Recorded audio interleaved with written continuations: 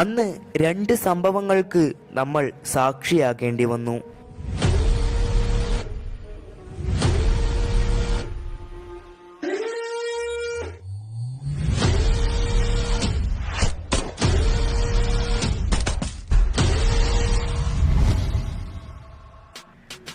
മെസ്സിയുടെ ഇടംകാലിൽ നിന്നും ഉത്ഭവിച്ച മഴവിൽ നേരെ വന്ന് പതിഞ്ഞത് റയൽ മാഡ്രിഡിന്റെ ഹൃദയത്തിലേക്ക്.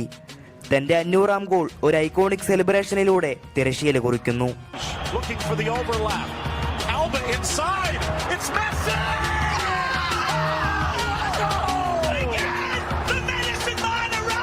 അന്ന് റയൽ താരങ്ങൾ നിശബ്ദരായിരുന്നു.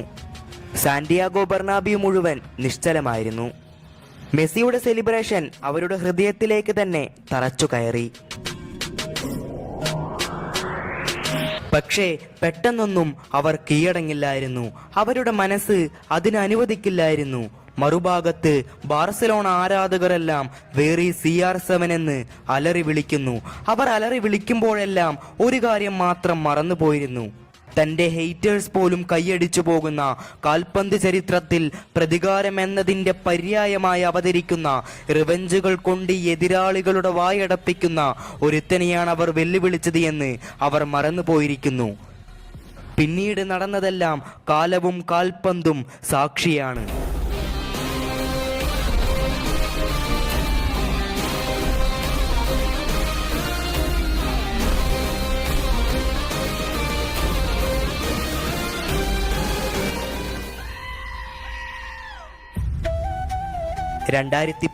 സ്പാനിഷ് കപ്പിന്റെ ഒരു ഫൈനൽ രാത്രിയിലാണ് ആവേശകരമായ മറ്റൊരു എൽ ക്ലാസിക്കോ പോരാട്ടത്തിന് നമ്മൾ സാക്ഷിയാകുന്നത്.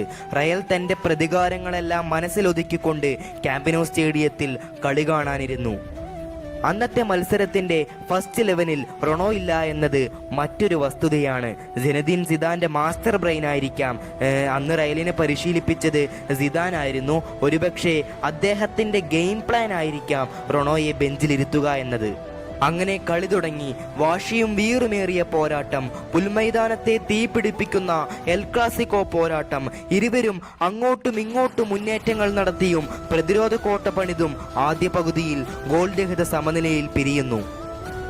മത്സരത്തിന്റെ രണ്ടാം പകുതിയിലേക്ക് കടക്കുമ്പോൾ രണ്ടാം പകുതിയുടെ 50-ാം മിനിറ്റിൽ തന്നെ പിക്കിയുടെ ഒരു ഓൺ ഗോൾ വരുന്നു. പക്ഷേ അവിടെയൊന്നും റയൽ ആരാധകർ തൃപ്തരായിരുന്നില്ല. 57-ാം മിനിറ്റിലാണ് ബെൻസെമയുടെ പകരക്കാരനായി റൊണോ എത്തുന്നത്. റൊണോ ഇറങ്ങുന്നത് കണ്ടപ്പോൾ തന്നെ റയൽ ആരാധകർ ഉച്ചത്തിൽ പറയാൻ തുടങ്ങി CR7 എന്ന്. കാരണം അവർക്കറിയാമായിരുന്നു റൊണോ ഞങ്ങൾക്കായി എന്തേലും കരുതി വെച്ചിരിക്കുമെന്ന്. അത്രയ്ക്കും കോൺഫിഡൻസ് ആയിരുന്നു അവരുടെ മനസ്സിനകത്ത്. പിന്നീട് നമ്മൾ കാണുന്നത് മത്സരം അടക്കി ഭരിക്കുന്ന റൊണാൾഡോയെയാണ്. നിരന്തരമായി ബാർസ പ്രതിരോധത്തെ കീറിമുറിക്കുന്ന റൊണോയെ. ഇവിടെ വലതുവശത്ത് നിന്നും ഗാരത്ത് ബെയിലിന്റെ ഒരു ക്രോസ് വരുന്നു. അവിടെയും കൃത്യമായ റൊണോ വന്ന് ഒരു ബൈസൈക്കിൾ കിക്കിനുള്ള ഒരു നല്ല ട്രൈ ആയിരുന്നു. പക്ഷേ പോസ്റ്റിന്റെ ഇഞ്ചുകൾ വ്യത്യാസത്തിന് പുറത്തേക്ക് പോകുന്ന കാഴ്ച, അതിന്റെ എല്ലാ നിരാശയും അദ്ദേഹത്തിന്റെ മുഖത്ത് കാണാമായിരുന്നു. എന്നാൽ ഇവിടെയൊന്നും റൊണോ തളരുമായിരുന്നില്ല. Look at that man, what a pass! അതിസുന്ദരമായ ഒരു ബാക്ക് ഹീൽ പാസ് ഇടുന്നു നേരെ മാർസലോയിലേക്ക്. പക്ഷേ വീണ്ടും നിർഭാഗ്യവശാൽ ടെർ സ്റ്റെഗൻ അത് സേവ് ചെയ്യുന്നു.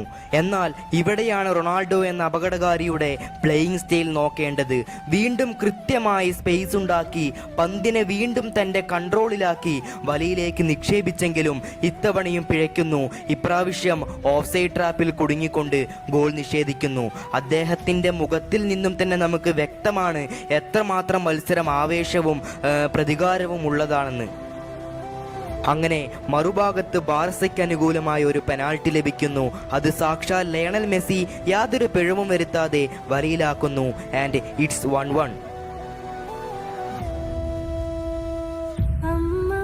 ആ സ്കോർ ലൈൻ അധിക നേരത്തേക്കൊന്നും നിലകൊള്ളുന്നില്ല. മത്സരത്തിന്റെ 79-ാം മിനിറ്റിൽ റയലിന്റെ ഒരു മുന്നേറ്റം വരുന്നു. റൊണോയിൽ നിന്നും ഇസ്കോയിലേക്ക്, വീണ്ടും ഇസ്കോ ടു റൊണാൾഡോ. അതിവേഗത്തിൽ ഒരു കൗണ്ടറുമായ റൊണാൾഡോ, സ്റ്റിൽ റൊണാൾഡോ. ബാർസ ഡിഫൻഡറായ പിക്കെയെ മറികടന്നുകൊണ്ട് പെനാൾട്ടി ബോക്സിന്റെ തൊട്ടരികിൽ നിന്നുകൊണ്ട് തന്റെ വലം കാലിൽ നിന്നും ഉത്ഭവിച്ച ഒരു മിസൈലാണ് പിന്നീട് ലോക ഫുട്ബോൾ കാണുന്നത്. ബാർസയുടെ വലകേറും വിധത്തിലുള്ള ഒരു ബുള്ളറ്റ് വന്ന് പതിച്ചത് ഏകദേശം 89,000-ൽ പരം കാണികളുള്ള ക്യാമ്പ് നൗ സ്റ്റേഡിയത്തിൽ തിങ്ങിക്കൂടിയ ബാർസ ആരാധകരുടെ ഹൃദയത്തിലേക്കായിരുന്നു. എല്ലാത്തിനുമുപരി പിന്നീടുള്ള കാഴ്ചയ്ക്കാണ് ക്യാമ്പ് നൗ സ്റ്റേഡിയം ആകെ വിറച്ചു പോയത്. ഏതാണ്ട് സിനിമയിലൊക്കെ കാണുന്നത് പോലെയുള്ള പ്രതികാരം. അന്ന് സാന്റിയാഗോ ബെർണാബ്യൂവിൽ മെസ്സിയുടെ സെലിബ്രേഷന് മുന്നിൽ അടിയറവ് പറഞ്ഞ അതേ ആരാധകർ തന്നെ ഇന്ന് നൃത്തമാടിടുന്ന കാഴ്ച.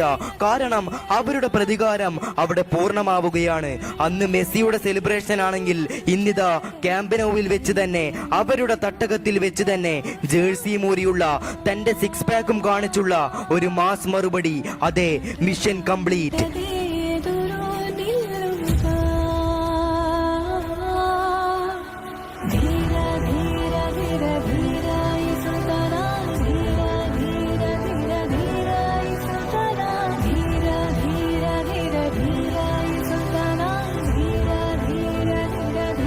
അങ്ങനെ രോമാഞ്ചത്താൽ പുളികിതമായ റൊണോയുടെ പ്രതികാരം.